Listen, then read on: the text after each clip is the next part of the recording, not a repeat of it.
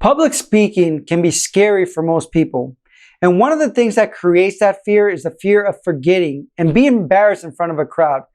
And this might have gone to your minds of what happens if I stand up there and I forget. And this is regardless if the crowd is 3, 5, 10 people or thousands of people. It's that fact of you going up there and actually forgetting. Therefore, by learning techniques that are going to help you remember that what you're presenting and how you want to do it and do it effectively, you actually boost your confidence and decrease a lot of the fear that most people have of public speaking. So in other words, when you know that you're not depending on note cards or reading a slideshow, it will help you to truly embrace what you're presenting and will allow you to present it with passion, with purpose, and really know why you're doing it. It also allows you to maintain eye contact with your audience and therefore make you a more powerful speaker, because if you're just looking at cards like this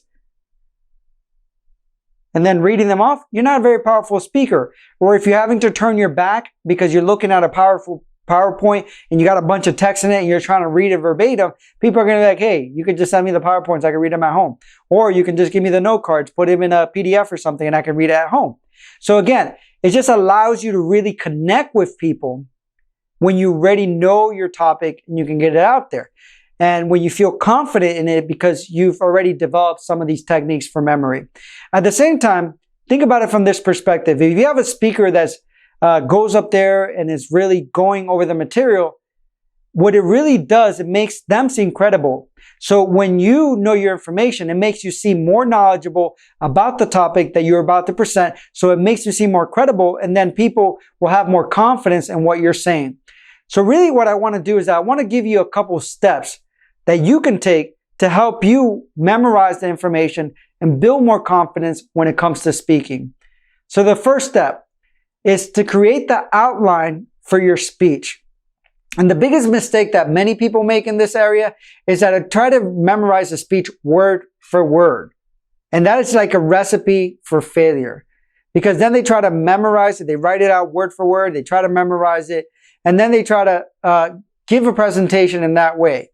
And this can be useful, don't get me wrong, because I've done this when I had a keynote or something like that, or if I had a specific part of a speech that I'm giving that I really want to make sure that I say something verbatim, then I'll memorize that part. Or again, if it's a keynote, I will go over it and I won't memorize it word for word, but almost basically because I want to knock it out of the park.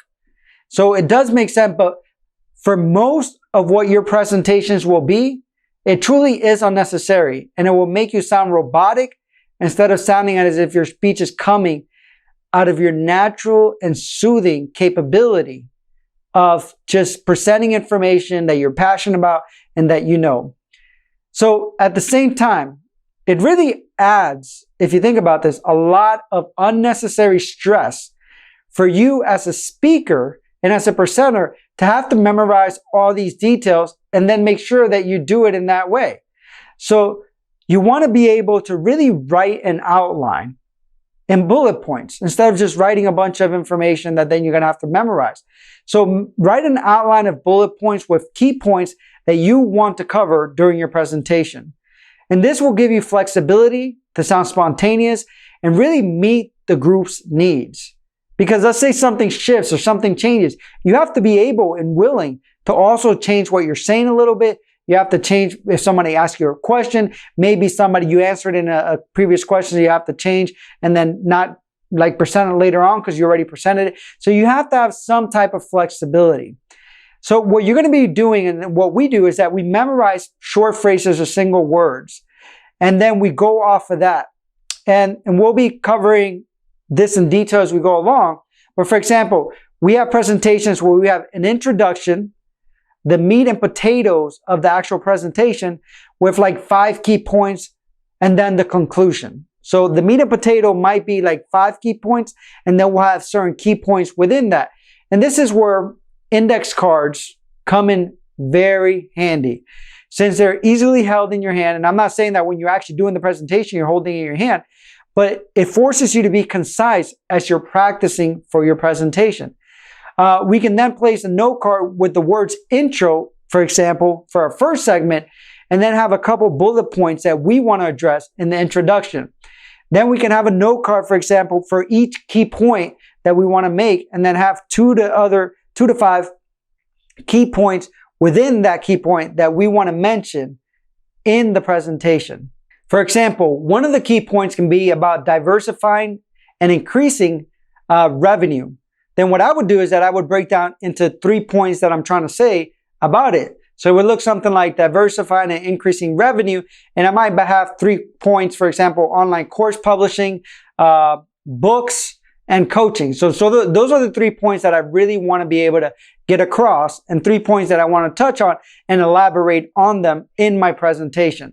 So again, you would do this for each of your key points, where you would have the main topic, and then you would have like 2 or 3 other things that you're talking about, or 2 to 5 different key points that you really want to address. And then you would go into step 2, which is create a mental image that you want to associate with each of the bullet points that you're presenting.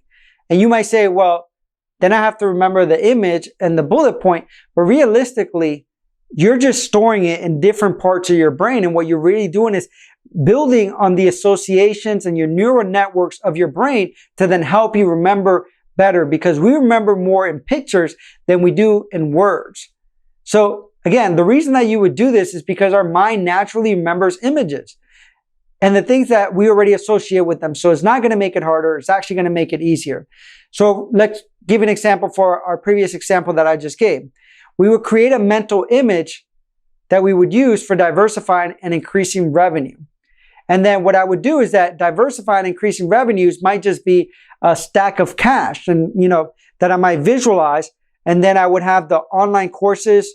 So I would have an image of a computer with a stack of cash in it. And then maybe I would have publishing books.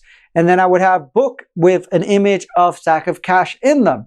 And then for coaching, I might have something like a famous coach, a basketball coach, Phil Jackson, holding a stack of cash. So then I've created 3 different images for the 3 main topics when it comes to increasing revenue. And the stack of cash is my image for increasing revenue. And keep in mind that the stranger that you make it and the funnier the image is, the easier it will be for you to remember.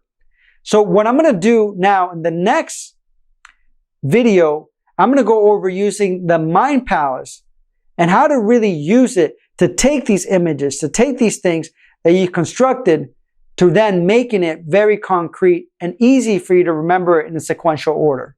So see you then.